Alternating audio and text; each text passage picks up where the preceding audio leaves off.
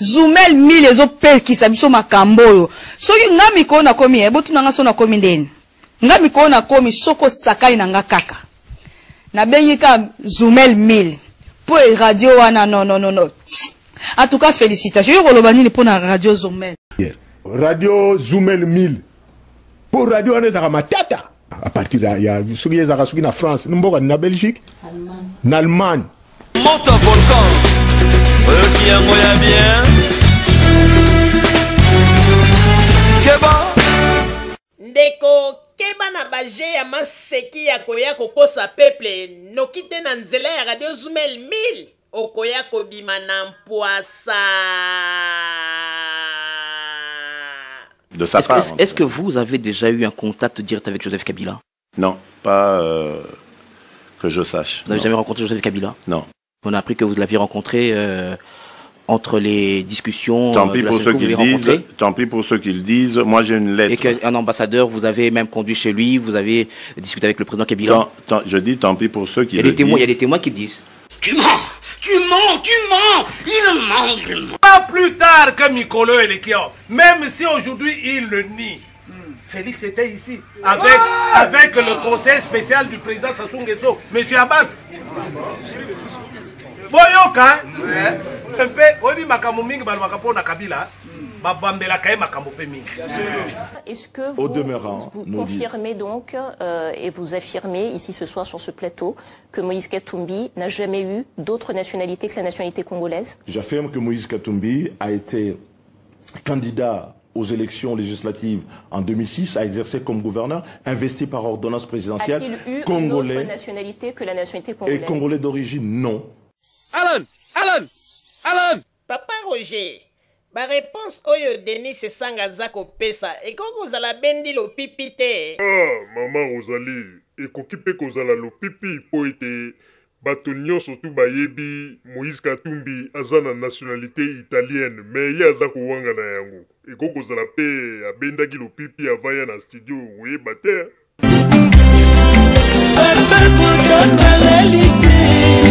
Papa Roger à la ligue, Maman Rosalie à la ligue, Basali Kotimela, au peuple ya kosamate, na lokuta ya baini ya Congo, on a tout la landate, ba disco ya lokuta ya ba opposant, amakalanga ke asila, Radio Zoumel ezali kosala mosala ya makasi.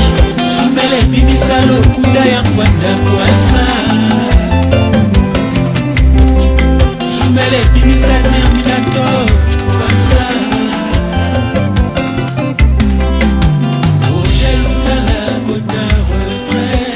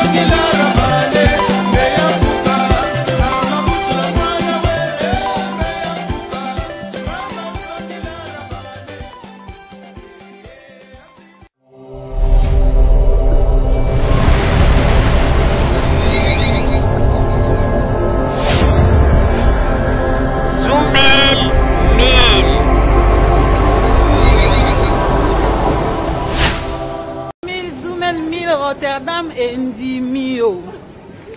Zoumel Mil, Maman Rosalie, Oumela, Tozana Besengande, à moi si, Odette Mbongo, Maman Rosalie, Makambu. Maman Rosalie, Balobi au Makambu. Donc, tant Rotterdam est confirmé, c'est que Ozali Penza Mot. Nakata Bat. Donc, bande nyonso soki Zoumel alobi likambo fo bondimaka po Zoumel akundola makambo oyo ebombanga mpenza na se ya mai ya bimisi yango oyoki Zoumela.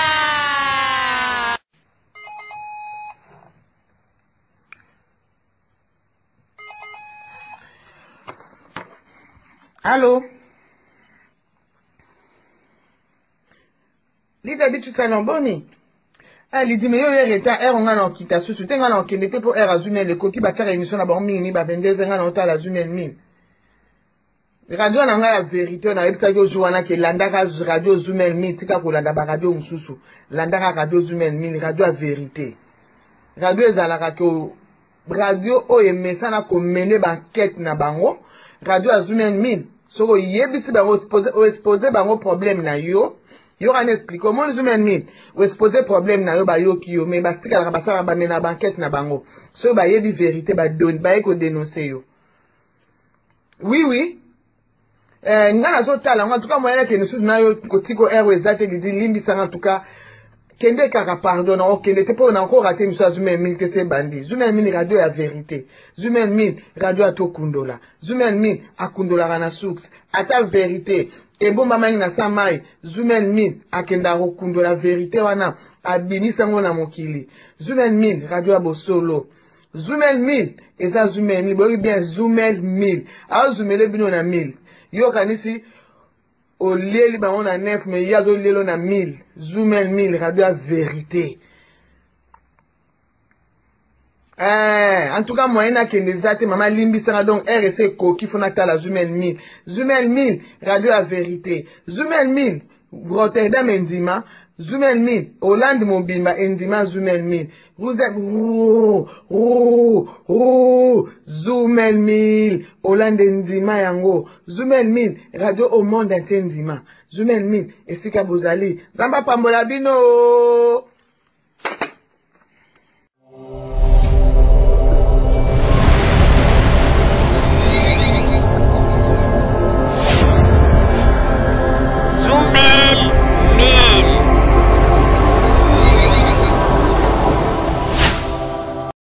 Bandeko babolingo mbote na bino baibo mesana kolanda radio Zoumel Mil.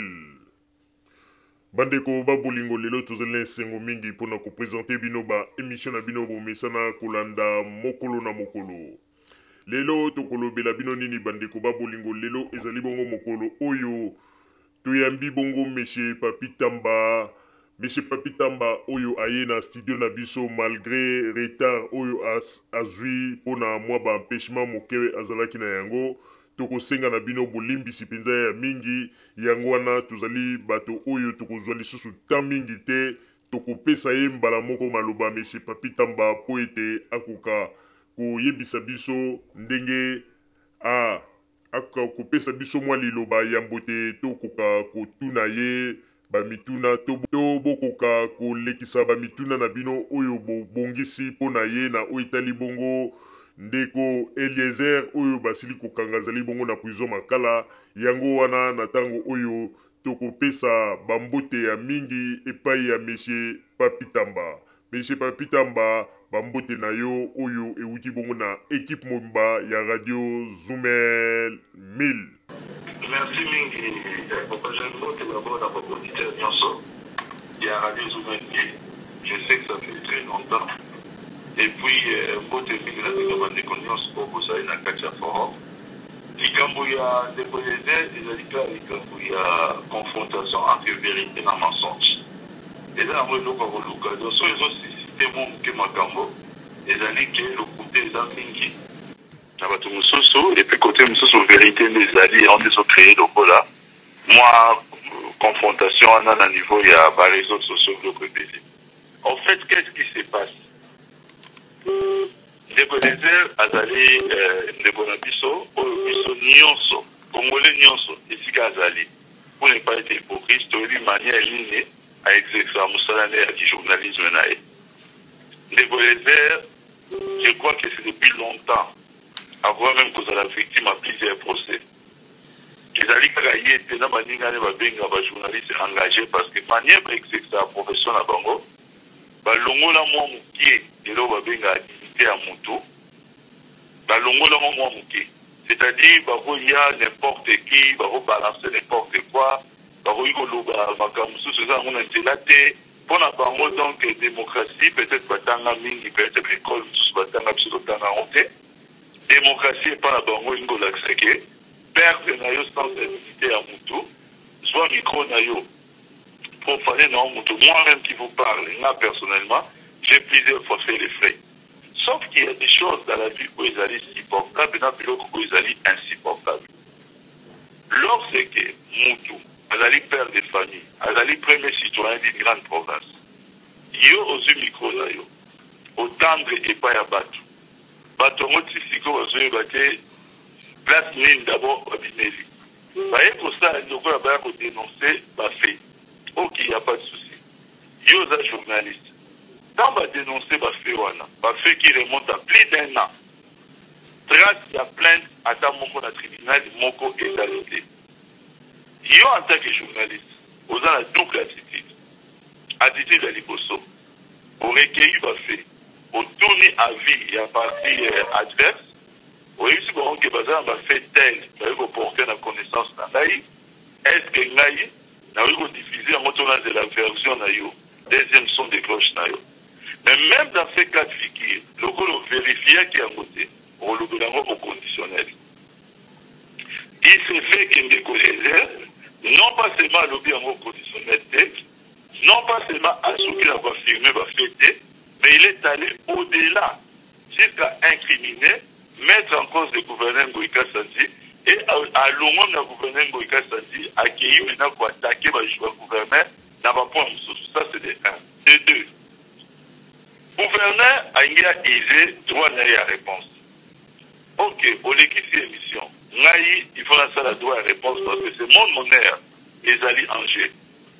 Au l'équipe une émission où on me présente le Bola Moutou à extorquer diamant à Batoupé, à Moutou, à Bomille. Alors, dans ce cas, pesa ngai micro pour appeler sa version ngai.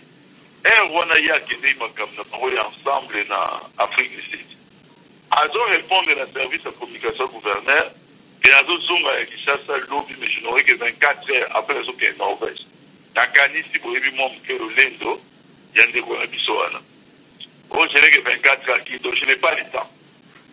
C'est-à-dire au côté bisano on est ya mutu, on impliqué mutu va faire mon criminel. La seule réponse au monde européen c'est que je n'ai pas le temps. Ça, c'est le deuxième aspect. Maintenant, aspect Moussoussou. Le gouverneur se plaint dans le niveau de CESAC, dans le niveau de l'organisme de la presse, dans le niveau de la Kinshasa. Où il est réglementé par journaliste. Plus d'un mois, aucune réaction. C'est-à-dire l'antenne trop bien administrative. Il y a un journaliste qui va bien à tribunal dans le Bagay na tribunal, je vous venais à se plaindre. Pourquoi il y a une suite d'égalité. En attendant, il y a quelqu'un qui est toujours assis, c'est sa réputation. Il y a que non, tout va bien dans ma solo, mon moutou la bomisse moutou, ça les beaucoup et tout ça. Mais les plus graves dans tout ça, c'est quoi? Les plus graves maintenant, c'est lorsque maintenant équipe il y en a un niveau, va retrouver les airs. Et les airs, avant à diviser l'élément. À Sali Bango, tentative, la tentative, c'est carrément du chantage. Nous avons une bongo, il y a famille aux États-Unis d'Amérique, nous avons sous pression pour la ligue à élément haut.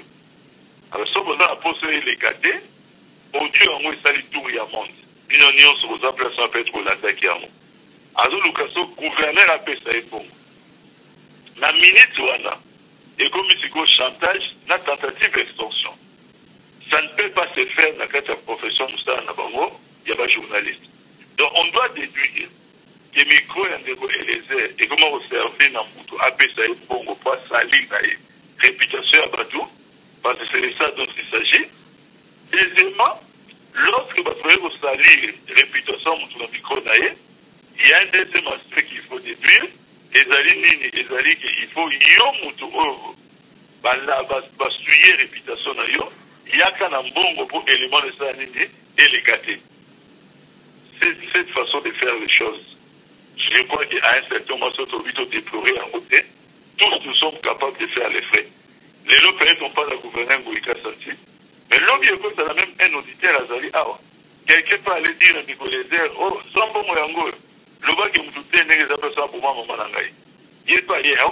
Mais non, n'est pas pour moi, maman, pas tout. On t'a la moutouté, n'importe où. Dans les locaux, ça là pour tout ça. Ce n'est pas ça du journalisme. Dans la vie, Bino va poser un poteau. Pour tout. On a plus à l'aise dans l'émission. Il y a pour une habitude poser un poteau. Parce que tout lié, à niveau de poteau, comment est-ce qu'il va s'accaparer dans l'honneur en tout cas. Tout lié, dans le poteau, les noms, on va procéder. Même il y a un journaliste. Il y a un cas parce que les gens confondent beaucoup et donc on va dire un délit de presse. Tout le monde, donc on a un délit de presse, on va dire qu'il va dépénaliser en gros. Ça voudrait seulement dire que non, le gros journaliste, ça crée la opinion sur un moutonné au lingui, Bakofunda yote, Roy au salaire de poétique. N'a qu'à poto, dès vos place, vous savez que facilement vous contredire ce genre de choses. Le dossier, les faits, les a compliqués, les a indéguéwana. Maintenant, qu'est-ce qui se passe? Gouverneur à se plaindre, les faits sont attestés, audio les alliés. Ami les journalistes engagés, notamment Peter Djani, Daniel Safou, Nani, Mike Mukebai. Ça là toute une émission avec la kiosque pour l'Antakayambo. Namoro Awa, Nabasej Nabongotou, Naïpa Pitama, Malika jamais une émission. Je vais vous dire la vérité à Talango une seule fois. Mais combien de fois ne suis-je pas vilipendé à mon absence? C'est une émission qui est émission c'est là que nous posons la question ce qui c'est ça par la monitoring ou pas pour la bloc. Alors émission ils veulent inverser les rôles, c'est-à-dire la victime dans cette affaire c'est le gouverneur Ngoïka quand il est bourreau c'est Nicolézer, mais ils veulent présenter Nicolézer comme victime et Ngoïka comme bourreau. C'est inacceptable. C'est une attitude et pour ça que Moutouté a retiré plainte. Maintenant, aujourd'hui, les dossiers n'ont pas beaucoup de la justice. Il y a des attitudes puisque ils ont mené double démarche. Démarche à l'Ibosso, ils ont mené. Il y a humilité devant les gouverneurs pour souder Bamessana, pour lui demander à retirer plainte. Mais en même temps, dans les réseaux sociaux, ils ont continué à arrogant. Dans le moment où je peux vous informer que ils ont un avocat. Na président ya nini ya oya Kishasa babenga soki nini na boka Kishasa oya ba journaliste INPC bayaki bakendeki tina na Mbushimai bayi komona gouverneur bayi ko plaider baluka basenga loka pardon gouverneur répond que il va réfléchir pour attention retirer plainte na ye bango na l'équipe vraiment na Top Congo non le gouverneur est d'accord et on ça la propos et tout ça on sentit vraiment exercer le moyen de pression. Donc c'est un peu ça les problèmes. C'est-à-dire nos amis manquent d'humilité. Il y a beaucoup de connaissances, selon nos renseignements, il semblerait qu'il ne veut même pas présenter des excuses. Il semblerait. Dans lobby en côté l'affirmatif c'est au conditionnel. Donc c'est quelqu'un qui a été dans son amour propre, à qui touché, qu'on puisse d'abord inventer des faits parce que les faits ne sont pas vrais. Ce modèle du Cambongo, on comprend qu'il y a un complot derrière le gouverneur. Le complot, c'est qu'il y a la Libre Belgique, une chaîne aujourd'hui sous le bord de Moïse Katumbi, vous le savez. Il y a même le monde dans la rubrique qui est Afrique qui vont, les deux presses qui vont parler de cette affaire à diamant et à 35 carats jusqu'à se ridiculiser. Ce n'est pas la première fois. La presse aujourd'hui qui sont sous le bord de Moïse Katumbi.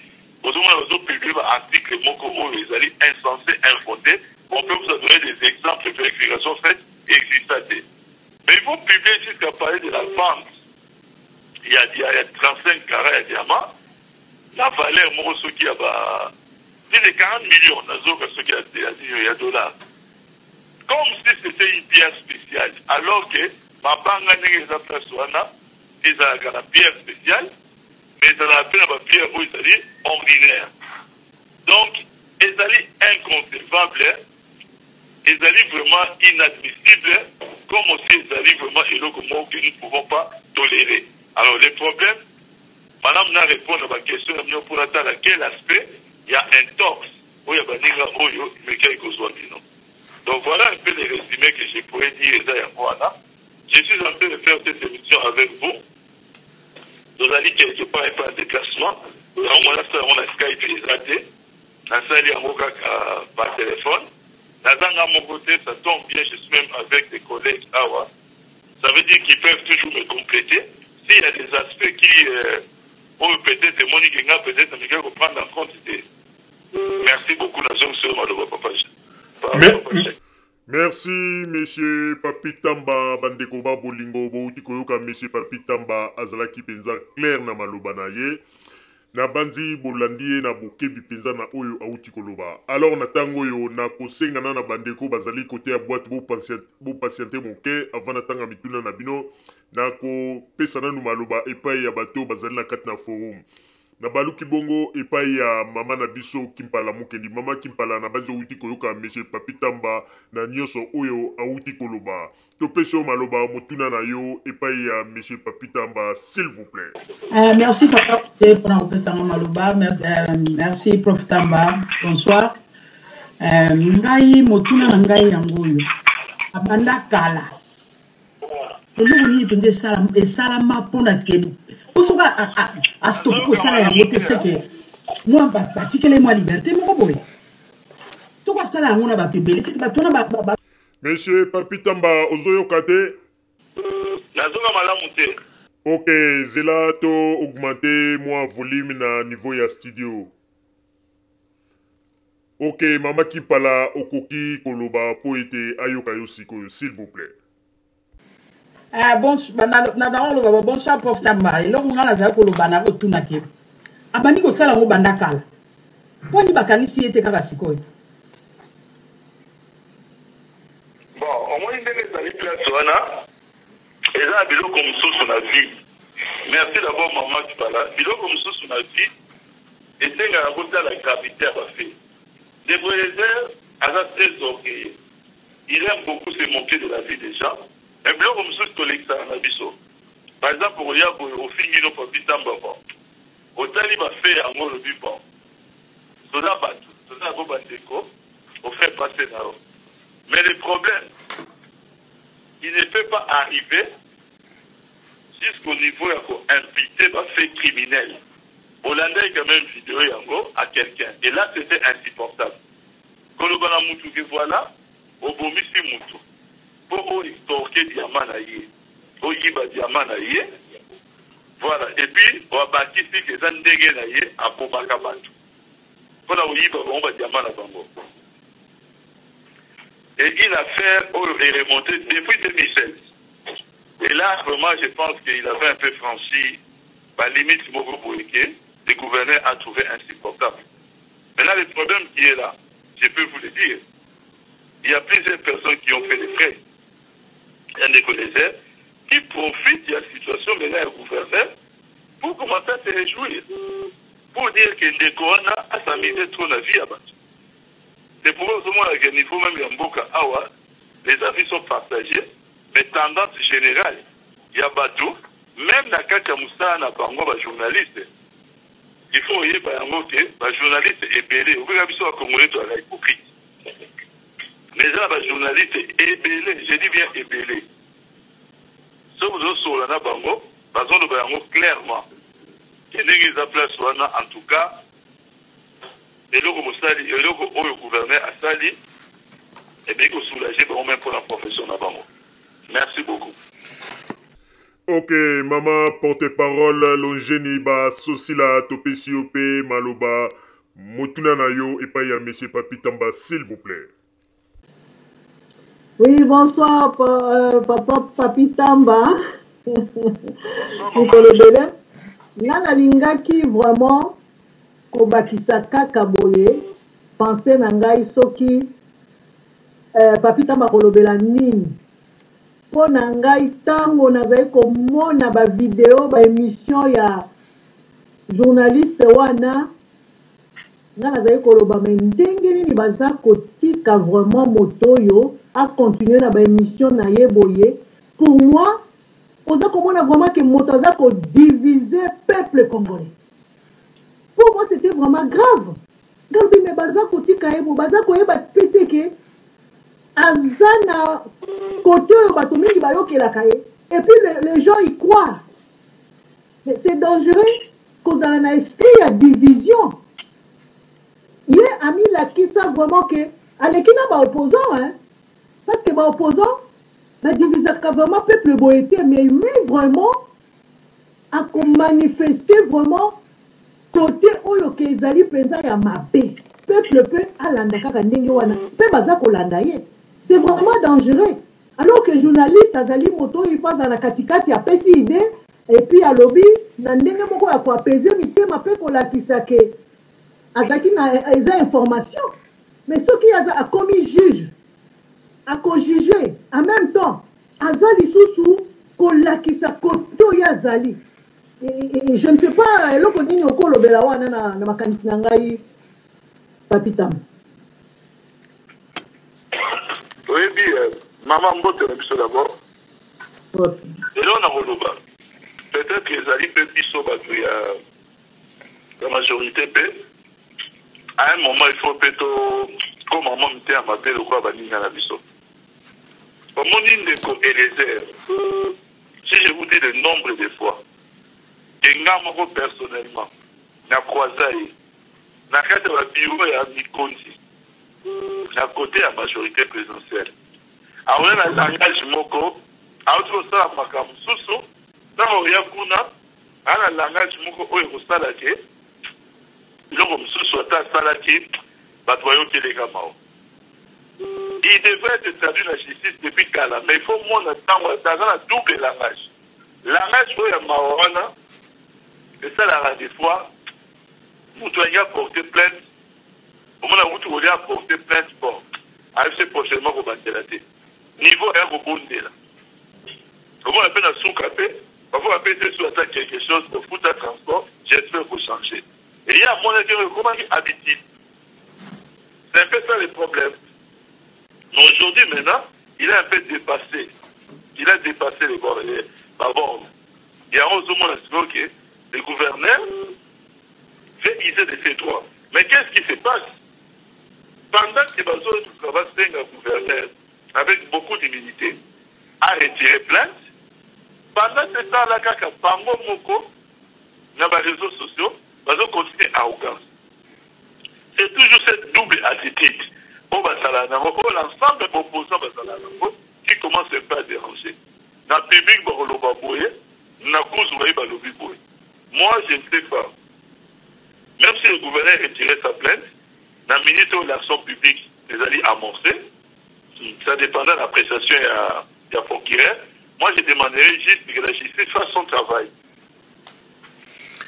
Ok, monsieur Denis Kakoka Mutuna Nayo et Paya, monsieur Papi Tamba, s'il vous plaît.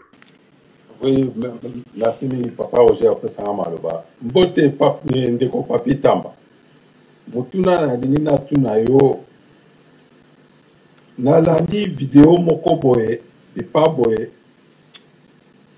Mutu moko azoko loba, que asenga ki oya yebi son excellence gouverneur Ngoïka Sandje. Alobi boye ke ye basenga ki ye alongwa na PPD alanda Moïse Katumbi. D'après ngai nazo komona, cela veut dire que chantage wana bazoko sala dikolo o ya boya ki kolanda Moïse Katumbi. Merci mini papa Roger, ce qui moyen ezali de ko Papi Tamba ko zone selanga ya. Ok, monsieur Papi Tamba, réponse na yo s'il vous plaît. Regardez ici, tout à l'heure, mais n'a pas terme il faut aller. Dans le lobby de Macambia Libre Belgique, dans le lobby de Macambia Le Monde. On va parler que dans ce dossier Eliezer, famille au lobby aux États-Unis et PC bon à la famille. Et ça existait, c'était un montage, pour le maintenant assez clair. On a renoué dans le gouvernement Ngolika Samsi avec d'autres personnes, selon Bango, Katumbi a montré que Ngolika Samsi n'a pas supporté qu'Alanda a été. Pour la yé, il fallait qu'il y ait un Makamé, Paris va tout Alanda, il faut gouverner Alanda. Aujourd'hui, maintenant, ils cherchent à retoucher ceux-là qui sont les véritables kabylistes qu'on a reterni l'image d'Abango. C'est un peu ça la vérité. Donc c'est un complot, un coup politique. Il y a moyen de quand même le gros au qui vidéo le gros l'a fait au niveau de justice. Bon, on n'a pas voulu mettre au commentaire au Pinky, mais vous avez la raison. Moutouan terrible à propos, les propos, ils arrivent prêts. Donc il ne faut pas oublier qu'il y a aussi la main, il y a Moïse Katumbi dans Simawana. Et ça c'est vrai. Ok, monsieur Claude Moussaï, Motuna Nayo et Paya, monsieur Papi Tamba, s'il vous plaît. Oui, merci Papa Roger na opesa na maloba. Na pesi na ndeko na nga Papi Mbote Bele kala penza. Eloko na osenga na ye vraiment na yebi ke boza mutema munene trop. Pona ndeko na biso wana, pona ngai vraiment, soki pona ngai. Donc ndesa kanga makala ti lego ndaliaka na ye ka vungule. Mais na yebi ke mutema munene moko boezaka na côté na biso na justice na biso na gouvernement na biso na éviter pour nga penda azali un grand coulonaire ya kosakana te. Donc tina nde bakangiana na obi ke bakangie na retail pala kangama depuis kala. Mais ekosala nga pasi soki lobi na yoki ke donc balibere to bapesi liberté provisoire moko boye po ekotonga te surtout tozokenda bamomo ya baélection oyo ndeko wana aza na sale bouche moko boboya. Donc nga naosenga mpena justice asala mosala na ye s'il faut akenda ata 10 ans akenda ata kudu 20 ans mpo na ngai po bata bongo to wana bango mpena posa na kongo te d'après ngai quoi. Merci nazongisi maloba. Ok, monsieur Papi Tamba, point de vue na yo pona oyo ndeko auti koloba maloba ezali epai na yo s'il vous plaît. Pour la moto, non, so expliquer ngai na obali ke nazana nazo passer nos collègues na ngai série monseigneur tozana ye yende ameka ko pesa bino quelques éclaircissements pour neloko. Merci. Ok, topesi epe maloba s'il vous plaît. Merci papa, ngai série monseigneur po président ya Ligue des jeunes est parti à Lambert Mende au Malawi, appelé communicateur à majorité. Moko nazali pe na mosala na sali ya mboye te na koma politicien nazalaki nano journaliste na métier ya kopanza sango ezali na banorme oyo babengi banorme déontologique oyo ezali kosenga ete mopanzi sango akoka kotia bokeseni na vie ya moto pe na makambo oyo ye azali komema epai ya public na reportage to na information oyo azali kopesa. Au moins, il y a un petit peu de poto kuna. On a même Nicolas Sarkozy azali attaqué les lots. De part et d'autre, on n'a pas de dossier à niveau de justice, mais jamais au moment où politicien Moussousso Wakobanda Gofinga Yaza Moibi, Tobo Inavoé, Bako attaqué nde ba idée naye, mais kasi bakotika justice et ça la Moussala Nayango. Nayango moni, pas César, on a Congo, ezali par rapport à Bakomi Kotika, Makambuya politique. Bakomi siko kosala makambu bakomi kotika makambu ya via ya mutu bakomi kotanango ko benga mutu moibi sans que justice ekoka ko condamner quoi que ce soit. Nde yango oyo gouverneur Ngolika Sanji ake ko porter plainte na likambo oyo. Kombo mona penza esika wapi ezali makambo oyo l'état zali koboya eza na organisme moko ba journaliste kombo nango journaliste en danger. Oyo ezali kotala bapasi nyonso oyo na bitumbu oyo baza kopesa ba journaliste oyo ezali na nzela ya justice te. Journaliste en danger Z etikali kosala ta déclaration mon côté par rapport à dossier de Eliezer O bakotaki en contact na procureur général de la République atalisi bango dossier ndenge ezali pour dossier ezali plus par rapport à likambo etali diffamation oye abakisi susu na nsima ete eza na ndako moko na makampagne esika wapi gouverneur abengaka bato oyo ya sengeli asala bango mabe avandisaka bato kuna bamelaka badiamba mosala na bango kobeta bato. Donc tout un montage na kombo ya motu kasi ntango batuni ye na justice question liboso batuni ye nyonso oyo lobby soki ozali na bapreuve lakisa biso comme ça to confronte yo na gouverneur kasi ti mwa ya lelo ata preuve moko te etikali kopesama na nzela ya ndeko na biso wana. Voilà un peu la situation. Ok, merci monsieur Thierry Bandeko bouti koyoka ndenge nini ndeko auti kopesa mwa lumière na makambo oyo auti koloba. Alors na tango oyo na baluki bongo epai ya monsieur Pierre Maziza. Monsieur Pierre Maziza topesi yo maloba motuna na yo epai ya monsieur Papi Tamba po ete tokoka ko avancer sima na yango tokozwa pe ba question mosusu epai ya bandeko bazali kuna kote ya boîte. Maloba ezali epai na ona lombangu penza s'il vous plaît. Oui, merci Papa Roger. Na pour remercier pe ndeko Papi Tamba na moninga na ye mosenempo na landaka bango. Merci mingi. Mais Papa Roger, ngai na kotuna Papi Tamba boye. Ngai na yebi mwa muke circuit oyo ya batu oyo ya diamant. Même ba Krezer bazalaka elongo. Soki o wana azalaki patron ndenge bango babengaka bamususu aza na équipe na ye ya ba Krezer batu oyo ya diamant bazalaka pe na mwa organisation na bango neti tribunal na bango o bakoki kosambisa pe ko juger makambo wana. Est-ce que na kote wana ata eko oyo ya diama yango ndenge elimwa boyoka o boyoka te? Parce que na kote wana na yokaka ata sango moko teke diama moko ebunga ba Krezer balandaka patron na bango peut-être ba mususu pe bakolala kaka epai na ye soki bazwi libanga ya ndenge wana. Est-ce que beko wana na ngambo ya Sankuru boyoka yango mutuna na ngai yango wana? Ok, monsieur Papi Tamba maloba ezali epai na yo s'il vous plaît. Oui, là ngai monsieur Thierry Mosenepo. Ok, okoki kozwa maloba ezali epai na yo s'il vous plaît. Na place wana il faut oyeba vérité ndenge ezali.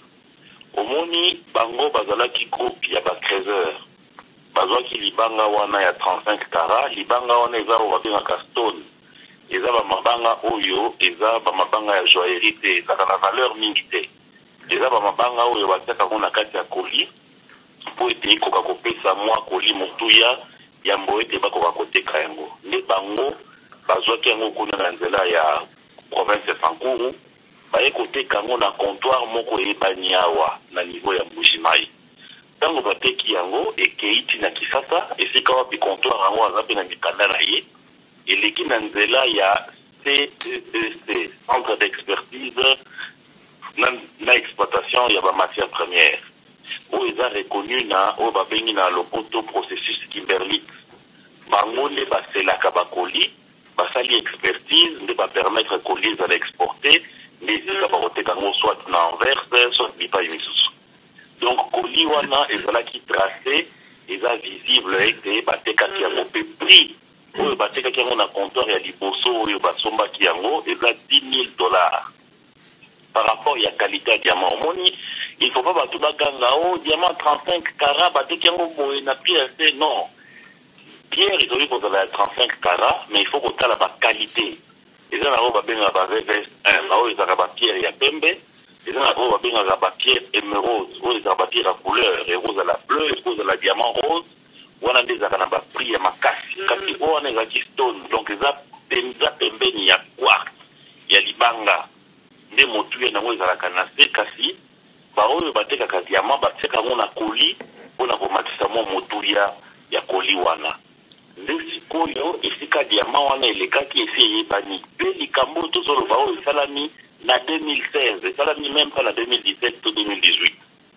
sikoyo nde place biso toza kotuna pourquoi ekosekwa sikoyo pourquoi ti bajournaux ya minene ya bino kuna na poto ndakisa ya la Libre Belgique ndakisa ya Le Monde ya bafrançais bakomi kolobela likambo ya diamant oyo na France ya koculpabilize mutu et puis la France ya kolakisa neti même na niveau ya Anvers oyo esika ata diamant ya 1 carat soki ezali scellé te eza na certificat Kimberlite te moyen teke eza te bazoloba diamant ngo yaki awa bateki yango 40 millions de dollars non esalamaka bongo te na monde ya diamant eza na batraçabilité même ngai nayebi ndeko moko akendaki na Londres na koli na ye ya 50 carats diamant lokolo ezalaki certifié te ezalaki na certificat Kimberlite te azonga na koli na ye na Kisasa abikaki kutu balingaki bakanga ye na police ya Londres. Voilà la réalité. Ok, alors na tango oyo na kozwa mituna mibale to misato epai ya bandeko kuna kote ya boîte nazwi bongo motuna ya Monsieur Robert avandi bongo na ville ya Paris na mboka France akomi boye akomi ngai nazali kokamwa ndenge nini bino bozali koloba ke ndeko Eliezer asali mabe pe bozali kokondane ye alors ke makambo ezali komonana bato wana bakolo diama balekaki na ba justice nyonso tukuna na mboka na biso alors ba dossier wana bavandelaki yango bazalaki kopesa bango occasion te pona bakoka kolandela likambo wana parce que gouverneur azalaki na kati alors sikoyo baye epai ndeko Eliezer abimisi ba makambo wana oyo ebombanaki na se pe makambo wana lelo eye koyebana ndenge nini bino bozali kokondane ndeko Eliezer parce que ndeko Eliezer ye asalobaki kaka nde vérité mais eloko nga nazali kokamwa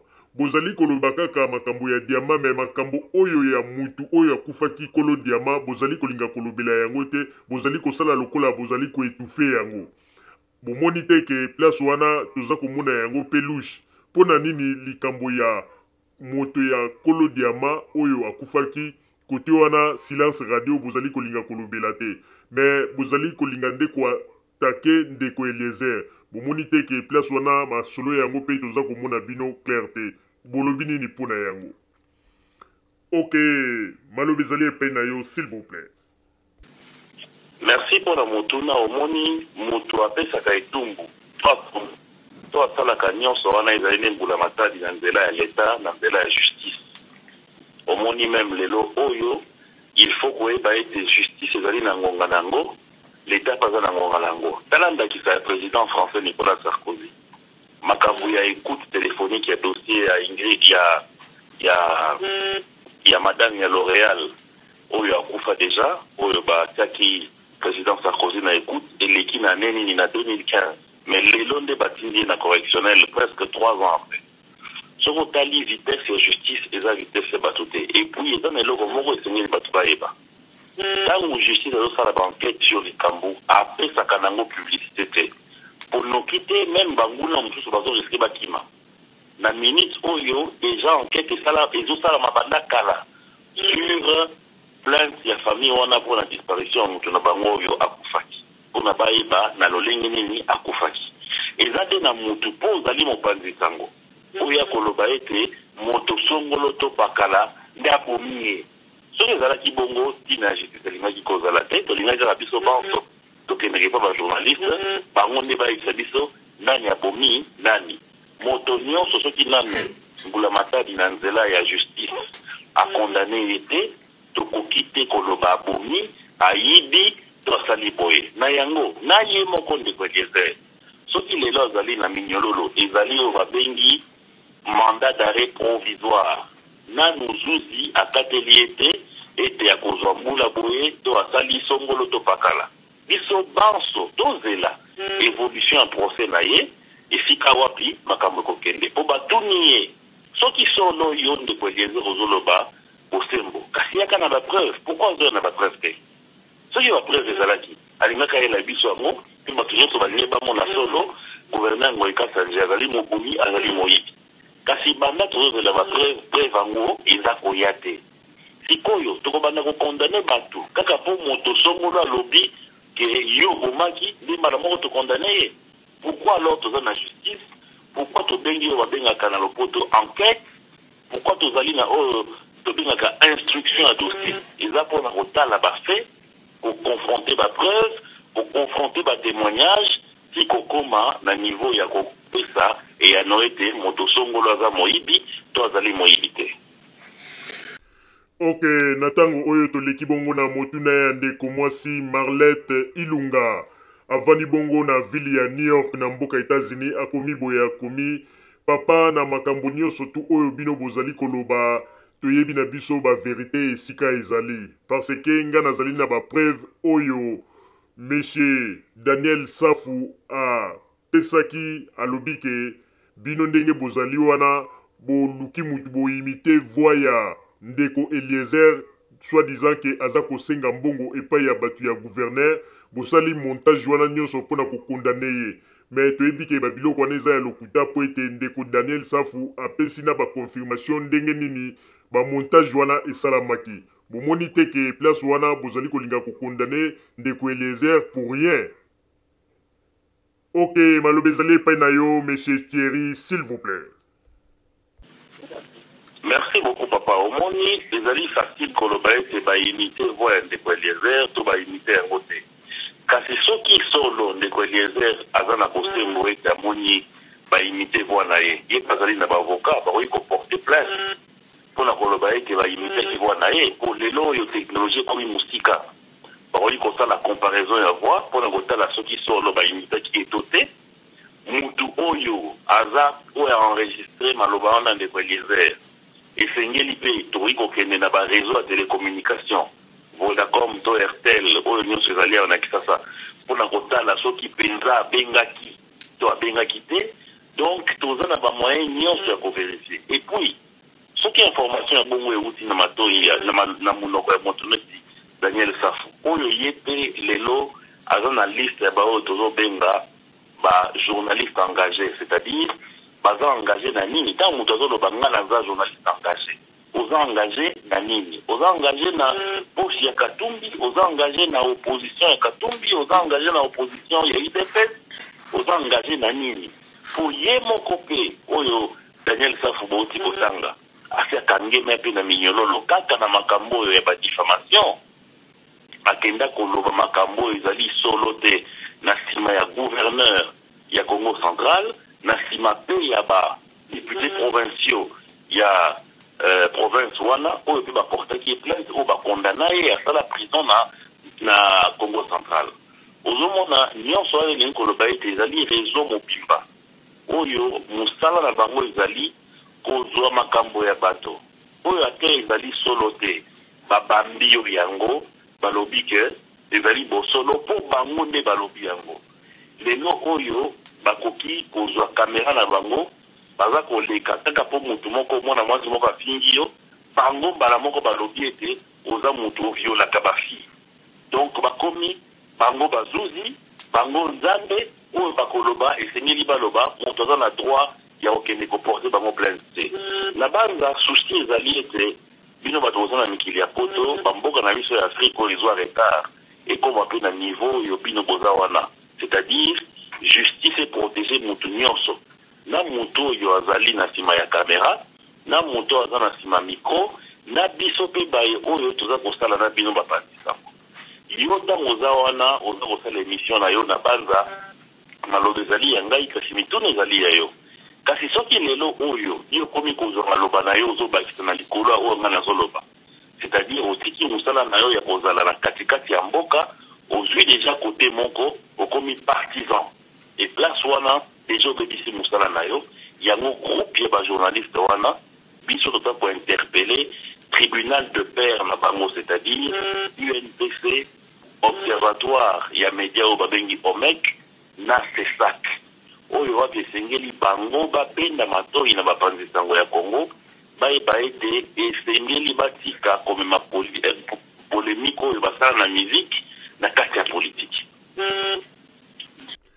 Ok, na ntango oyo toleki bongo na motuna ya monsieur Philippe, monsieur Philippe avandi bongo na ville ya Bruxelles na mboka Belgique akomi boye, akomi na makambo nyonso bouti koloba oyo ya ndeko Eliezer ndenge euti koleka mpo na ngai namoni ezali na toute une machine oyo ezali na nsima oyo ezali komanipule bamakambo wana nyonso mpo ete bango basalaka babiloko wana.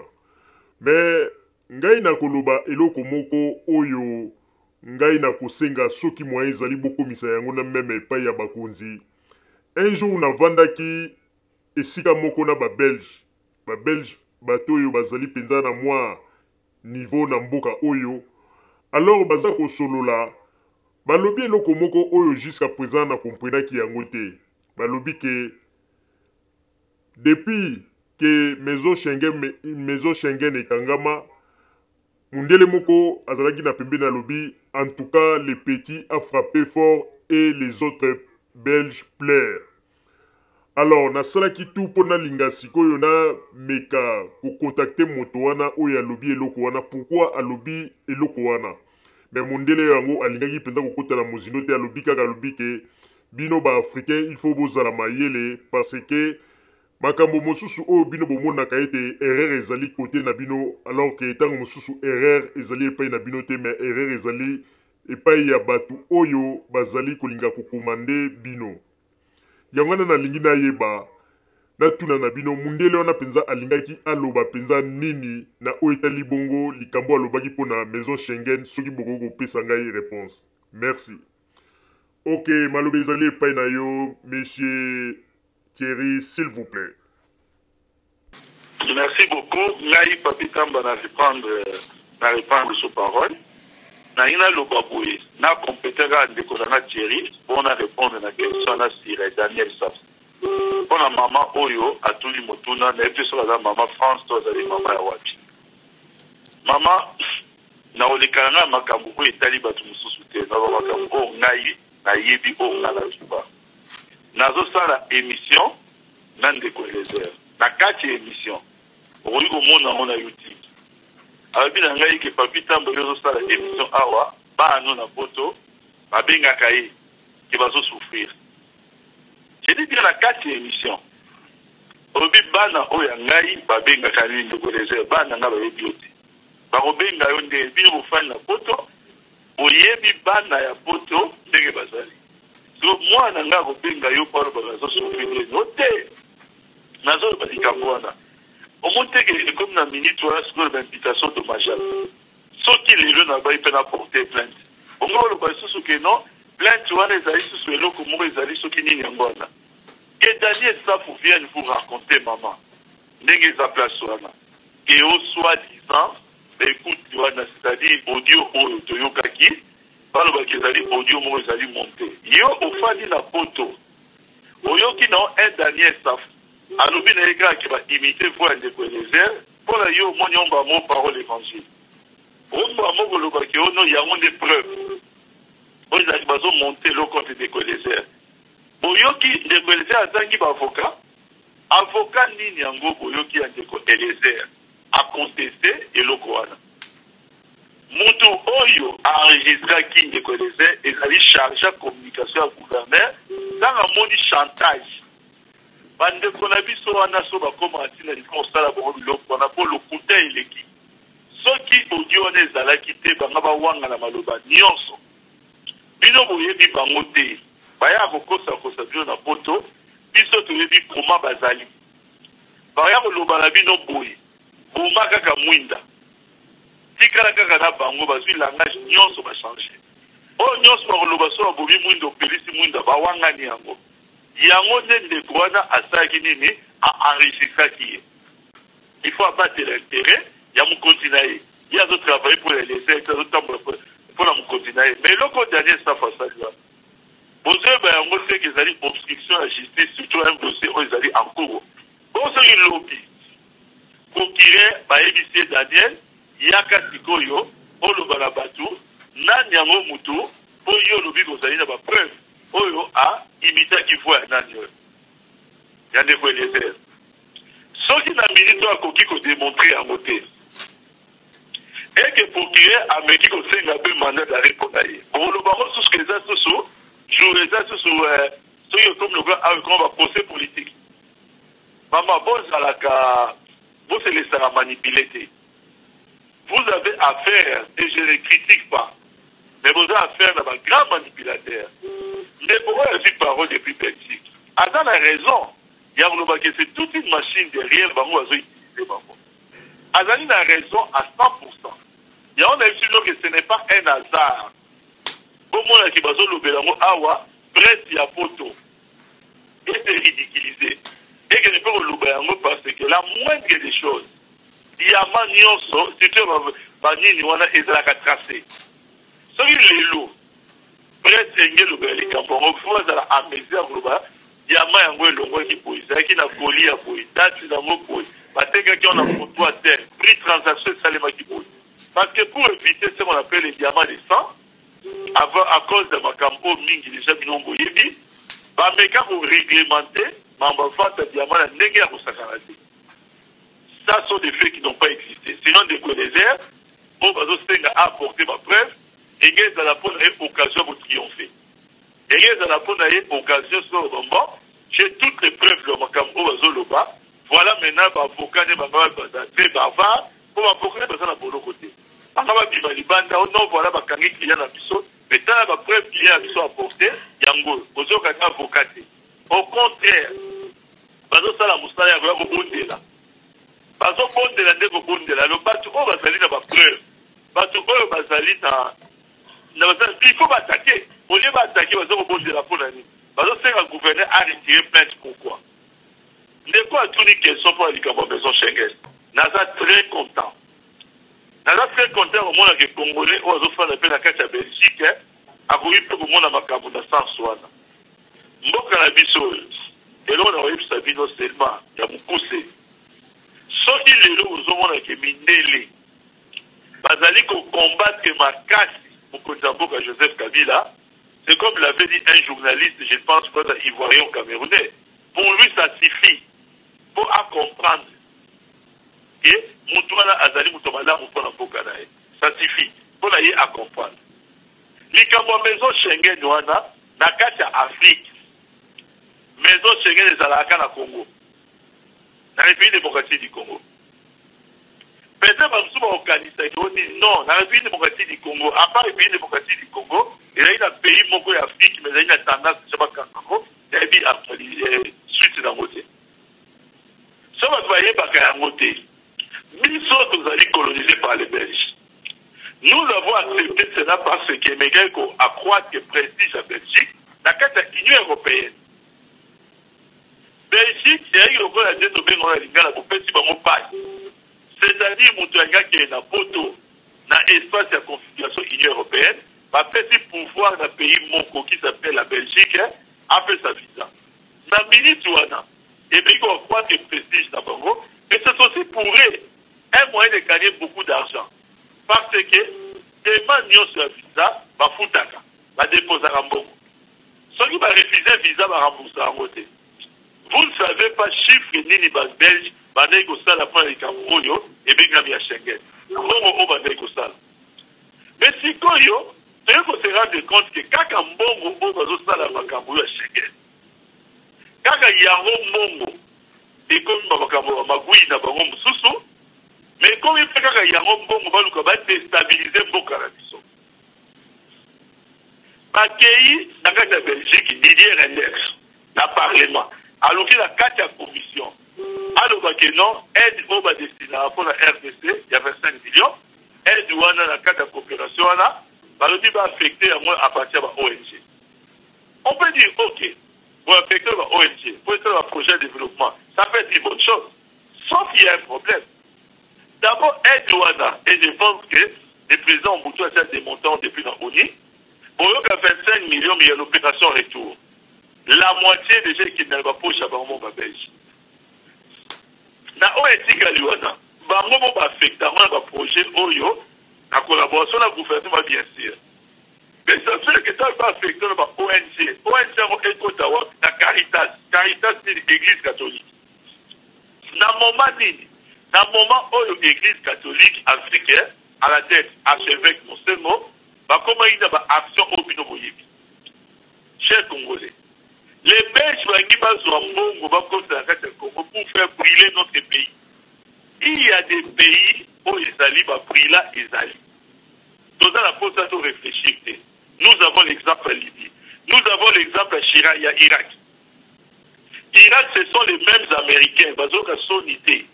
Bazo le Bakelelo, il faut environ 80 milliards de dollars pour reconstruire l'Irak. Bazo le Baron fait 100 gènes. Nous avons l'exemple de la Syrie. Nous allons nous mettre à l'aise, mes chers amis congolais. Il y a au moins des monnaie. Azambongo, Ayagotia la Katia Mboka Nabiso dans ces traités et financer par mouvement de déstabilisation Mboka Nabiso pour faire briller notre pays. Et il y a des gens qui applaudissent pour ça. Nous avons pris la mesure d'abord pour bloquer la coopération. D'abord pour des raisons de sécurité à Mboka Nabiso, mais deuxièmement pour des raisons d'efficacité.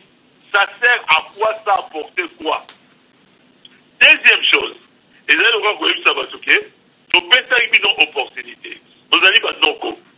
C'est le but que voilà, ce n'est pas par rapport à Congo. Nous sommes Sotoria, ma photo. Parce que nous avons ma photo. Nous avons visa la Schengen. Nous avons la photo. Nous avons la visa l'ambassade. Et nous avons la photo. Mais les gens vont faire cette opportunité la Belgique pour émettre ça et accroître le prestige dans le Congo. Et la Belgique, au lieu de profiter de cette occasion pour entretenir de bons rapports avec Bisso, la Congolais, la bonne foi, la Bisso, Belgique est comme Luka. À partir de milliers néolibéraux. Il y a des hommes d'affaires, on a toujours Congo, le roi Zali, et le roi politique à la Bango, arriver maintenant à déstabiliser notre pays au profit de quelqu'un qui a déjà vendu le pays dans ma papier. Et nous avons dit non. Je vais vous raconter une anecdote, mais une histoire qui a existé peut-être dans Souk Salawada. Il y a une fois, le chef de l'État nous reçoit, à Tigrakati. Nous étions en 2016. Alors, nous avons na lisolo na oyo solo. Évidemment, dans ma société, on a recevoir tout ça à l'obi boui. Il y a un jour, moko, à Zaïba, côté ba est de Kuna. Fait à côté ba Goma ou ba Bunangala, na zoé ba société. Notablement, on a tourné une question. Abi, excellence, monsieur le président de la République. Nous devons comprendre ce que nous avons les catés. Il y a le pouvoir au coup de la présidence Sassou dans le pouvoir. Le président Sassou a changé la constitution à Congo-Brazzaville. Et peut y avoir possibilité à continuer de diriger Mbokati Lelo. Communauté internationale silence radio. Au contraire, la cité à Élysée, François Hollande, à l'objet de la cité à Élysée que non, Congo-Brazzaville va être libre, ça va être le référendum, ça veut seulement dire que le peuple congolais Moutou a se décidé, France Moyen Congo est athée. Parce que la photo va prendre l'opposition à France et ça doit y attaquer François Hollande. Et Souka Ndengewana. Alors, le président Eduardo, à l'époque, il était au pouvoir. Ça fait 39 ans au pouvoir. Communauté internationale, silence radio. Aujourd'hui, président Moussevini, le 5e mandat. Au bout d'un pouvoir. Communauté internationale, silence radio. Président Kagame, au bout d'un pouvoir, a révisé la constitution d'ailleurs, alors la possibilité de la présidence en 2034. Silence radio. Abaki, c'est à l'objet que nous sommes dans l'objet que les pays où nous sommes Congo frontaliers. Yo awa na République démocratique du Congo. Au longité qui ont changé la constitution. Au organisé référendum. Voilà, nous sommes en 2016, vers Badi. Au lobby qui ont changé la constitution. Mais ma déclaration à la communauté internationale, nous sommes Joseph Kabila. Oh, il veut s'éterniser au pouvoir. Bah, on va s'éterniser dans le pouvoir, on va permettre la vie sur la musique. On va changer la constitution, on va réviser. Il y a moi, on a tout ni au bout. Et l'eau ni batouana va pesaka. Oh, yo, on va pesa te. Comme ça, yo peut batika yo, qui vient. Luka, on peut se l'eau, on peut appeler ça. Aïe, mais si vous savez. Dans la yo qui question, à ça, le coup, la question, car le coup, la yo qui quitté. Mais nous avons insisté. Abandonnez les sous question. Aïe, pour répondre, à ceux qui, bango, vous avez la personne à faire c'est l'eau qu'on va faire ça. Il faut voyer Bissara et l'eau qu'on va faire. Li, n'a y a pas comme ça, n'a y a pas la faire ça. Ah oui, non. naza convaincu que balingi le côté parce que nakopesa bango ata vie na ngai ekosifike bango te eloko balingi c'est le Congo. Réponse à pesa yango wana. Ça veut dire quoi? Défendre les intérêts du Congo. Bomoni ba code minier. Otali likambo oya code minier wana. Na ba réunion comment ça va na kaka ba suite. C'est la première fois que nous avons code na kaka mboka na biso pour ils ont défendre intérêt à Congolais. Depuis ton intérêt likambo loi bakajika. Pour la 66 le dit que les sols et les sous-sols ils ont parti na Congo na nini na ba Congolais. Et l'Okwanda et Kedaka Kaboui. Pratiquement tous les temps où l'Union et l'Ekiwana, nous étions toujours sous la même liste. Aujourd'hui, maintenant, avec les codes miniers, les moments favorables, les présidents républiques en bon stratège, à zéli les moments où il y a mon avis que le pays n'a vu sur les lots, nous allons capables de faire la face de la rébellion. Parce que c'est une guerre où les alliés côté, les alliés plutôt, la moustika. Ils ont annoncé. Sans notamment la déclaration sur Moussal ma gauche. Mais c'est ça le péché à Joseph Kabila. Son péché, c'est d'aimer son pays. Son péché, c'est d'être patriote. Ce qui y est, alors lui a d'écouter Kambo Canabiso, comme font les autres.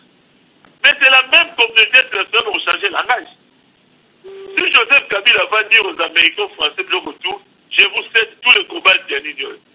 Il y a Yanigno, il y a par exemple, il y a Colosie. Mais tout ce que Boyo Kaka est Sili. Mais lui dit, nous voulons un rapport gagnant-gagnant. Donc, petit si nous boyons, mais ce qui boyent, il faut que l'on exploiter dans le Canabiso. Et puis ça moussala dans le Congolais. Deuxièmement, et profiter dans le Mboka. Et dans ma belé dans Bango.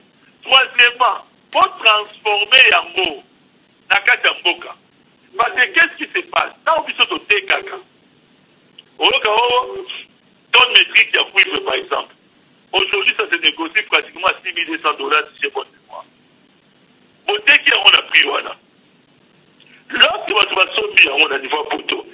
D'abord, ce n'est pas nous qui fixons les prix. Les alliés marché commun. On a mouillé la tonne côté, la a produit dans rapport à Teka. Non. Bango va y avoir déjà pris, on va imposer, puis non, Teka. Mais lorsque Bango va sortir, oh, la plupart, les alliés qui ont entreprise exploitata, Bango moko va tirer usine d'abord la transformation, mais va tirer les bandes d'Amboka. Tant qu'on va transformer Yango, ça donne bénéfice à export, tant on va exploiter. Mais tant on va transformer Yango, dans une tonne métrique qui caque à fil et à cuivre. C'est-à-dire, comme si on fil et à Singapour, autour d'un prix d'Ango. C'est pratiquement 4 fois plus que les prix au Yobi sont négociés. Ça veut dire qu'à terre, on va take dans l'export. Dans le qui brille. Donc ça voudrait dire qu'en termes de balance commerciale, nous avons ça, c'est qu'on appelle une fausse affaire. Vous vendez moins cher pour acheter plus cher.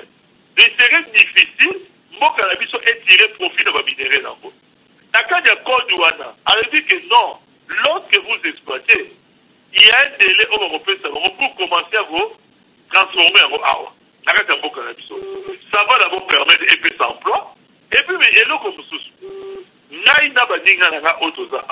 Nous avons l'habitude de voyager presque partout. Bolongwa Lubumbashi, Boké de Kolwezi. Pendant les Kakota Tek et Fungurume, regardez la pauvreté qu'il y a autour. Autant les sociétés, ils ont un milliard de chiffre d'affaires. Mais à côté, la population va pour le pauvre. Par le passé, aujourd'hui, le président de la République dit que la situation doit changer. Il devient un homme à battre. Il y a un homme qui a papa Jacques pour la ressource qui ça. Lumumba, ils ont eu sa tête. Parce que Lumumba n'avait pas de communicateur. Le gars là, papa Pitamba, Thierry Mossédé pour Albert Yeka, pour conseiller Makambo. Oh, Lumumba communiste. Moi, si na haute sur le pouvoir. Jour Lumumba a confié. Dans les bandes de marche à protestation, dans le cas de Congo, va marche à joie. Pour instrumentalisation, un torse c'est côté tellement macati, va nous regretter plus tard. Aujourd'hui, pour ce qui concerne les chefs de l'État, ceux qui vont y nabiso, ceux qui vont nous connaissons son patriotisme, nous connaissons son amour pour le Congo. On a beau dire ce qu'on veut. Bakoki ko menacer modèle Balingi. Bakoki ko finga modèle Balingi. Ça ne se passera pas avec Joseph Kabila parce que partout il y a un mensonge. Le monde bazanga qui moutou alors rétablir la vérité. Nous viendrons pour rétablir la vérité. Merci Mingi Papa.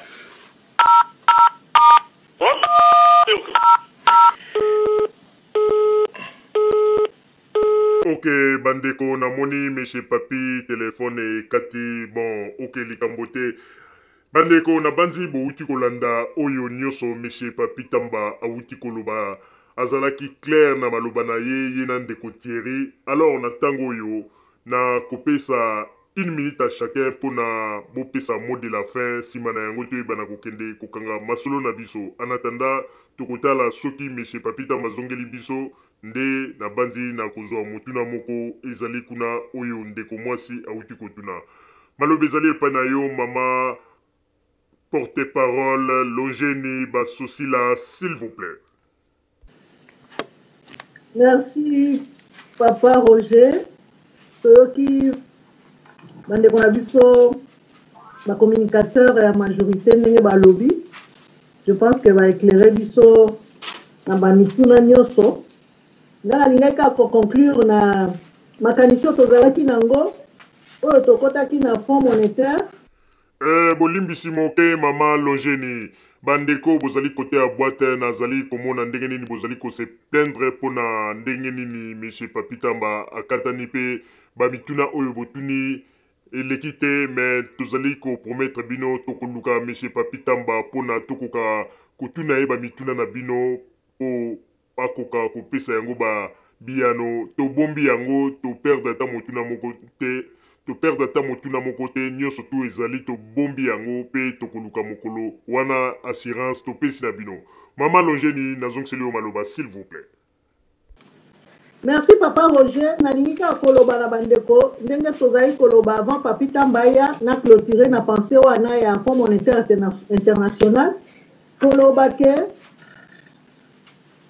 institution wana esalama mboka na biso République démocratique du Congo et adhéra depuis 1963 eza na bainstitution mosusu ntango bokoti ata bagouvernement mosusu eza koya bozali obligé kaka bokoba.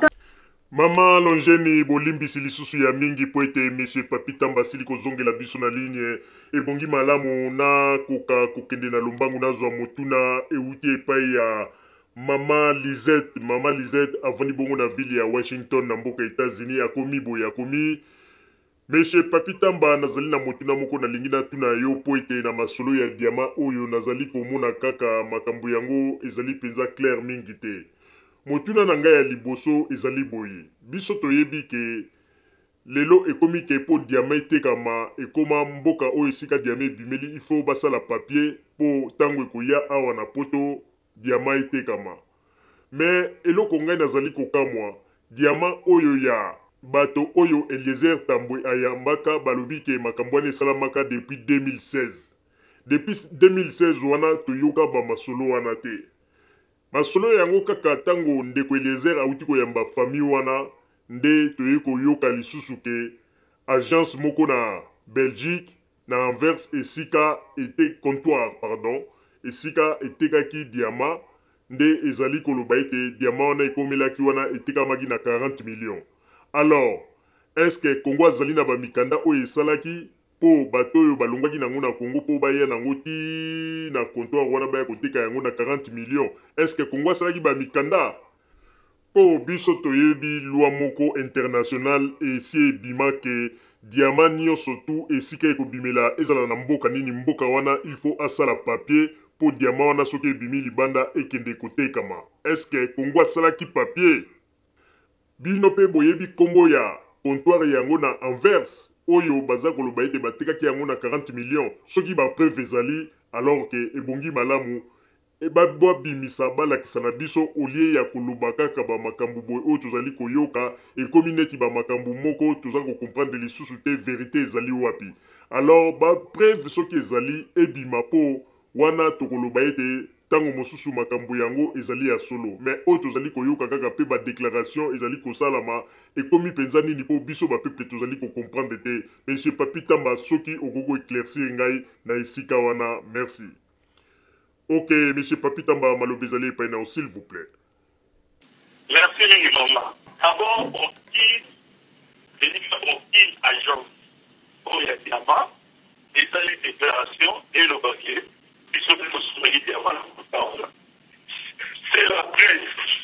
Soki otangi baarticle yango ezali creux. Et c'est pas la première fois. Yango nde eza place wana ngai je veux dire une chose. Dans la fin de la photo nandimaki te et presse mpe ekozala inféodé na modèle wana. La personne qui m'a permis de comprendre les lots, que même presse à photo de ça crédibilité, c'est arrivé à Moïse Katumbi dans l'opposition. Donc on va vous parler d'un article acheté. Mais il faut un livre petit.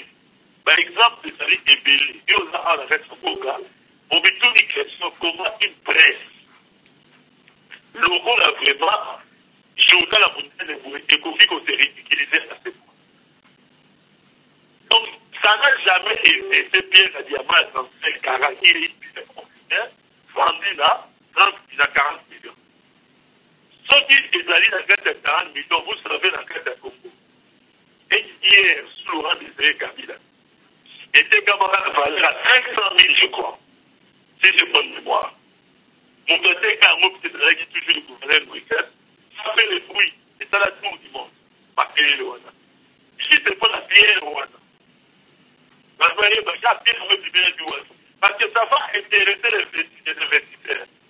M'appeler Oyo et puis ça va bien à mon délai. Malamoko, ça va faire du bruit parce que et comme ça, il sait sur ma carte.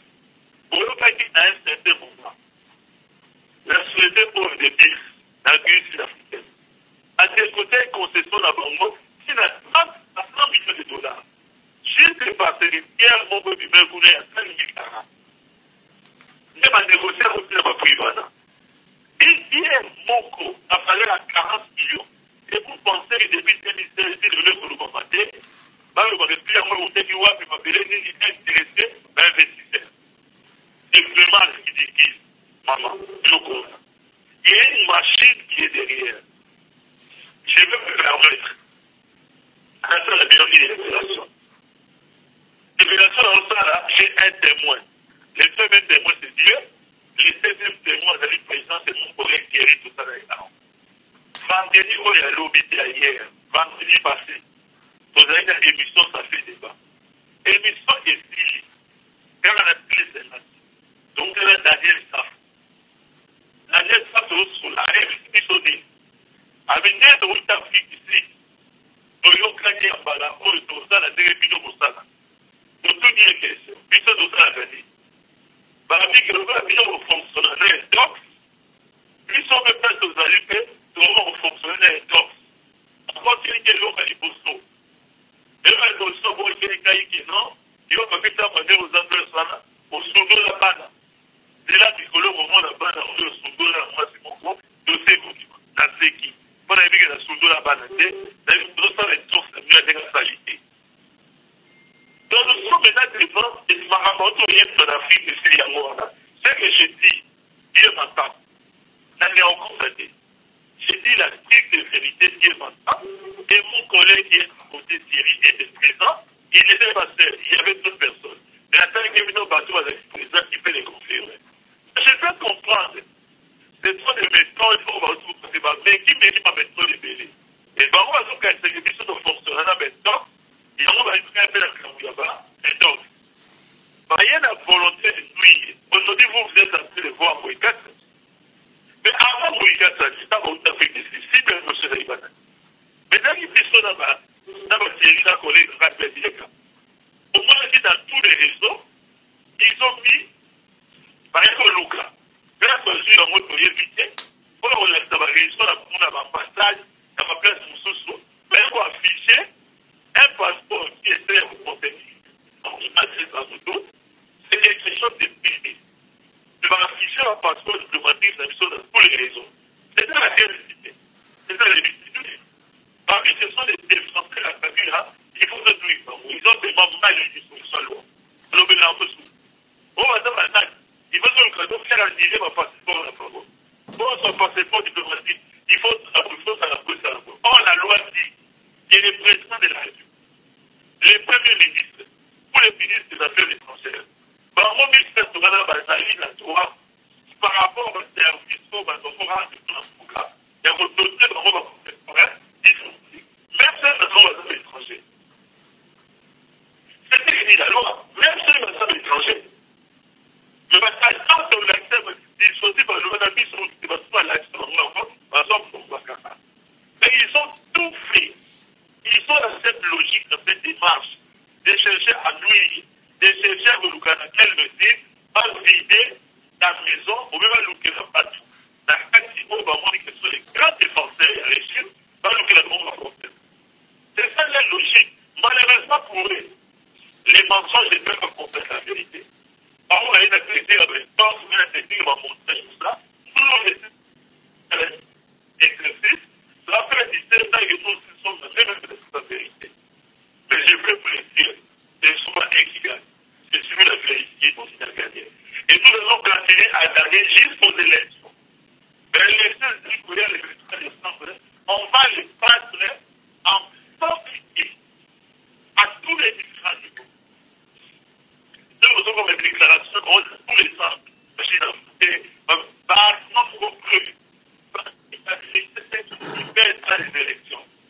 Il fait ça des élections.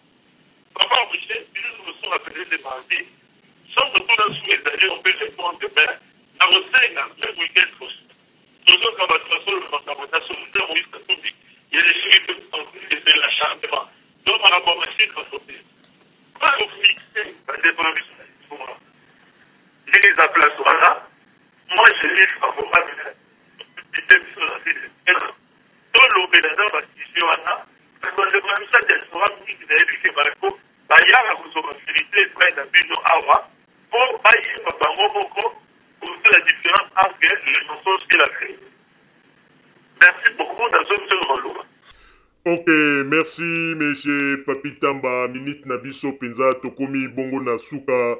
Moyen to continuer les sous masolo na biso ezali te pe nazali ko yebisa na bandeko bazali côté à boîte mituna na bino vraiment to bombi yango to kuluka to entrer les sous contact na monsieur Papi Tamba boyebi ete monsieur Papi Tamba azali sur place na Kinshasa te yango na bozali komona moi ba interférence na ba masolo na biso ndenge ezali kosalama mais monsieur Papi Tamba soki azongi nde tokoluka to sala programme tango mosusu week-end prochain po ete akoka koya ko répondre na bamituna oyo tobombi yango pe na banzi ete tokoyamba ye. Monsieur Papi Tamba, merci mingi. Il faut te libérer yo po ete biso tokomi na suka ya masolo pe tosengi na yo. Merci na ba effort nyonso osali po ete okoka kosala présence na yo na kati na masolo na biso ya butu ya lelo. Merci monsieur Papi Tamba. Merci Dr. Ok, bandeko babolingo tokomi penza na suka ya masolo na biso na tango yo toko pesa bongo maloba epai ya mama Longeni. Mama Longeni to pesi yo maloba comme mot de la fin ozala penza na mokuse po ete minute na biso to bangonga na biso ekomi bongo na suka. Maloba ezali epai na yo mama Longeni, s'il vous plaît. Oui, merci Papa Roger, merci vraiment à l'émission Alelo Nansi Batobayo qui m'a kamboté comme mingi et bazui réponse à ma question na bango. Nazali ko continuer pour le bakaka ke pona likambo ya fond monétaire ni tolobela ki wana mboka na biso ya deraki RDC depuis 1963. Alors tant qu'on s'engager na institution en ndenge wana po bolo ba biso to ko sala lisusu ko epe ezalaka na garantie te yango wana mpona bango ntango bobandi kotambwisa mboka sikoyo bango bakomona ke tala mbole mosusu bokozala baproblème ya mbongo il faut boadere na institution oyo mpo soki problème ya mbongo ezali fond monétaire ekostabilize bino po kotambwisa mboka malamu. Yango wana nalingaki mwa koéclaircir ke toadera depuis 1963. Yango pe ezali un peu na bamboka un peu ebele baadera pe na kati. Donc on a conclure mpona koloba vraiment na ndenge ya bajournaliste na biso ke toluka kimia bajournaliste bozali baadversaire te ya bapoliticien to mpe ya côté ya majorité to mpe nini donc toluka vraiment na mosala oyo bokotela yango classe botransmettre na misala na bino na bagénération mosusu bakosepela mpe komona mosala oyo bino bajournaliste boza kosala mpo bango mpe bazwa relève au lieu ya kozala na opposition na koyinana na baene ezali exemplaire te vraiment na conseiller bandeko wana Daniel Safu moninga na bino aza nao na prison kuna bino ntango koza kosala isu baémission ya mabe ya kofinga ya kolakisa vraiment ene wana kokende kotunaka bapeuple mpo baintoxike boza kolukela lisusu kaka Eliezer nango baproblème olie boluka kimia olie boluka kokitisa moto azalaka na pouvoir azalaka na pouvoir azalaka mokonzi donc ntango oyo afundaki le mosu alingi akitisa motema me bino boza kobimisa esu makawa mosusu boza koprotege mutu na bino te kolakisa mayele peuple congolais aza na besoin ya kimia toza na besoin ya badistraction na bino te bajournaliste vraiment bomanifeste bolingo na peuple oyo alandaka bino na kosukaka wana papa Roger merci peu merci na baauditeur na biso ndenge balandaki vraiment balimbisa biso na temps ndenge tolekisi nyonso wana ezalika ya patriotisme merci beaucoup.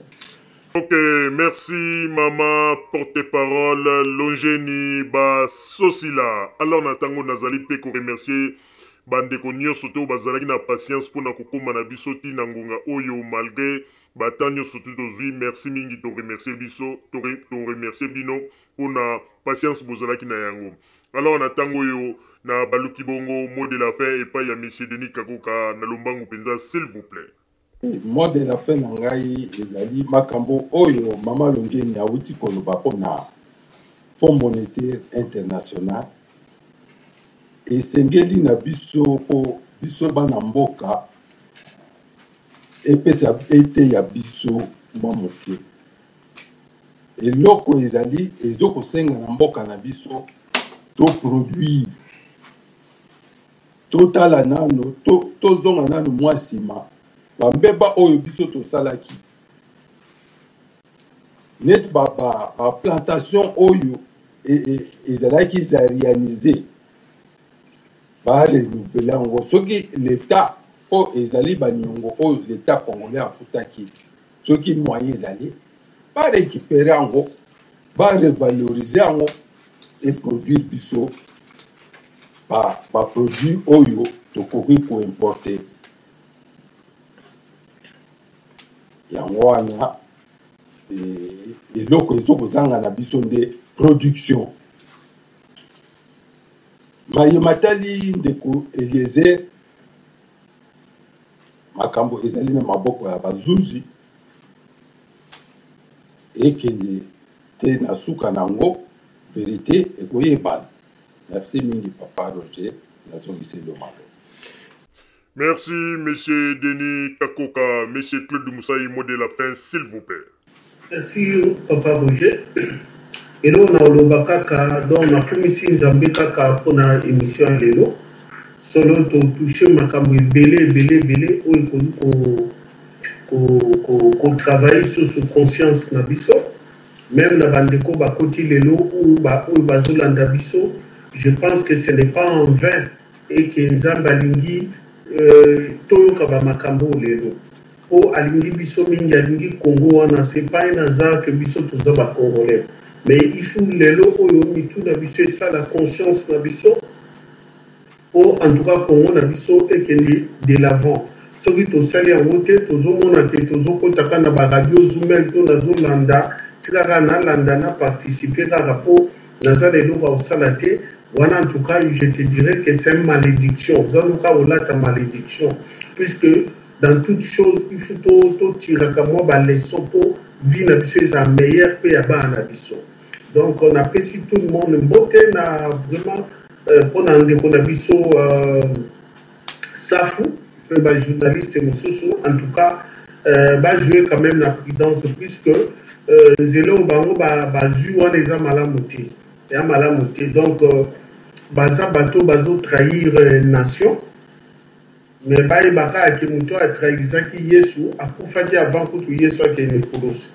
Donc, on sort na bango kuzamabe, va se repentir. Merci Papa Roger, merci. Merci Monsieur Claude Moussaï, Maman Kimpala Mukendi, mot de la fin, s'il vous plaît. Merci Papa Roger pour notre question Maloba. Vraiment merci Monsieur Thierry Moussenempo na Prof Tamba. Vraiment batiki biso na posa, batiki biso na bagou. Donc, il fallait tout là, tout bandani bandeli na bango poto yoka ya mingi pour ya onde kufungola ba o ba yeba ba yoka kaka makambo ya mabele ya nyoso tu bakoka koyeba te vérité za wapi. Donc tant mususu ko ba yoki yango mutu mususu akokoza abia iloko yo boy na yoka ngo o iloko ba Prof Tamba lobi ya intoxication wana na uti ko mona Twitter ya journaliste moko po so engagé kombo na ye soki maître Loariba soko maître nani alobi loko moko boyabi ke eloko moko eza mutu moko asalaka na chef de l'état baakuse na viol donc moi eloko moko eza en gestation ezosalama fo bakotanga komone mais alobi te donc baza na bango makambo na bango ebele nani basilisi te na bamoche na bango donc ilokuta eza nanu intoxication eza nanu ebele bango baza kokanisa basala mais nzambe loko aza nzambe bolingo ayebi ndenge nini ya kosukisa bango. Alors vraiment merci na ba auditeur na biso ba on balandi biso na ba olanda biso sur ba tiang online vraiment merci donc ngapo na ngai na opesaka bon séjour na Eliezer na makala quoi donc azalaka kuna donc soki ba assemblée makamso ba kato ba okatela ye donc il faut subir loi ezali donc so yo okanisi ke yo zali kolo ya mibeko okutana na una nzela na yo donc lokola kutana mibeko sala bon séjour. Merci na bino surtout. Merci Maman Kimpala Mukendi, Monsieur Pierre Maziza, mot de la fin, s'il vous plaît. Oui, merci Papa Roger. Mot de la fin nangai na koloba na ko me basé pour na ba aide oyo batu bazo ko senga pour na mboka na biso. Na kanisi Congolais il faut to fongola miso. Mboka na biso tozali na manso. Soki mutu abomi ngubu po ba réfugié balia boko yoka tolé na communauté internationale au braconnage. Mais même communauté eko préféré ba memela bango ba biscuit et puis basa la tapage ke bazo aider ba Congolais. Vraiment biso ba Congolais to fongola miso. Tozali na manso. Na effort na biso mokonde toko sauver na honneur na biso pe toko sauver mboka na biso. Voilà maloba na ngai yangwana. Merci na ba oyo nyoso ba yekolanda biso na pokwa ya lelo. Merci. Voilà maloba suka. Merci Monsieur Pierre Maziza bandeko babolingo tokomi bongo na suka ya masolo na biso. Masolo oyo esangisaki biso mokolo mwa lelo po ete tokoka kolobela makambo ya mboka na oyo etali bongo présence ya Monsieur Papi Tamba na ba réponse oyo apesi na mituna botunaki ye topesi Monsieur Papi Tamba ba merci ya mingi pe na Monsieur Thierry pe baninga nyonso oyo bazalaki na bango esika oyo balandi biso topesi pe merci na Monsieur Denis Kakoka, merci na Monsieur Pierre Maziza. Merci na Maman Nabiso Kimpala Mukendi, merci na Monsieur Claude Moussaï, merci na Maman Nabiso porte-parole, Maman Longeni Basosila, pe merci na Monsieur Denis Kakoka. Bandeko babolingo tokomi bongo na suka ya masolo na biso topesi pe merci na bandeko nyonso balandi biso kote ya boîte na tana bino bozwa ki pe na patience bozala ki na yango pe topesi bino ba merci ya mingi tolobi bandeko babolingo bozala kaka bisika bozali na sima ya bangonga nde tokotalisa bino basango tobombela ki bino ya radio Zoumel 1000 merci.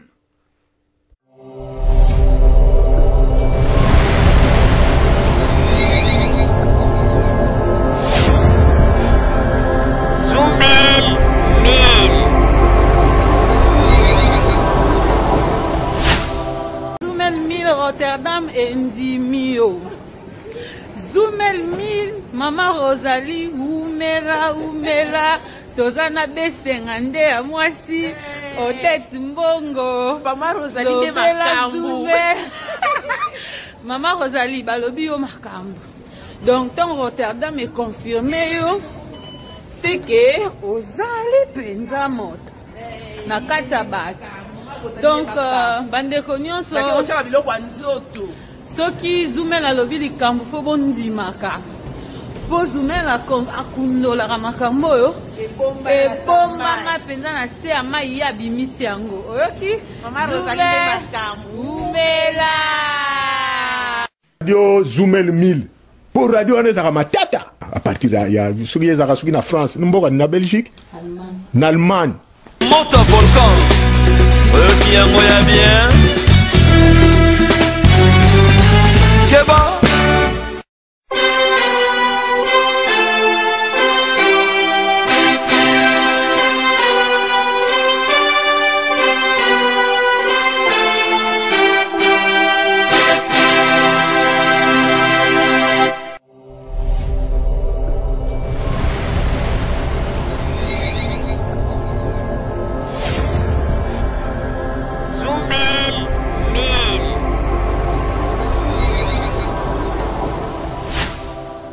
Zoumel 1000 ezope kisabiso makamboyo. Soki ngami ko na komi ebotu nanga so na komi ndeni. Ngami ko na komi soko sakai nanga kaka. Na bengika Zoumel 1000. Pour radio wana non. En tout cas félicitations. Yo kolobani pour na radio Zoumel. Avez raison. Aïe!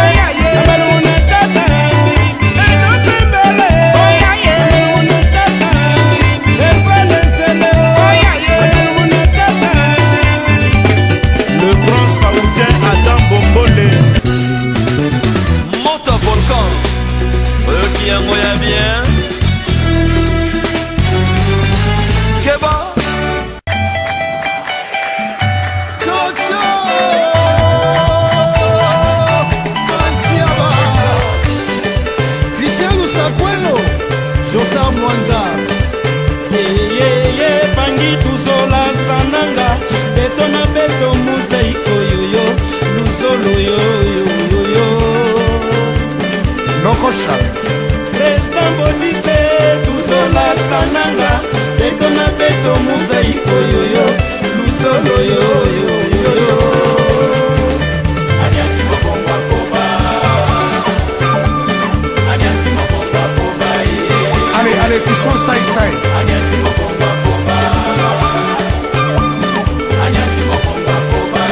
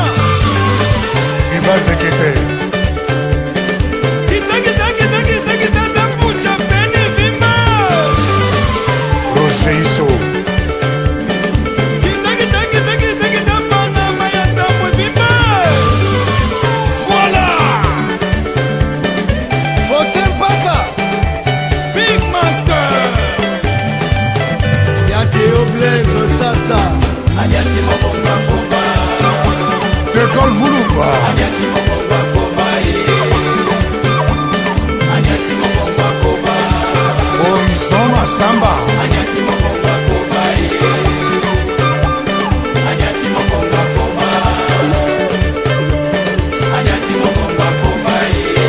Désiré Lomba Obama Lambo Batibuka Hilaire Maberonga Osaka Hubert Betamona Kati Betamona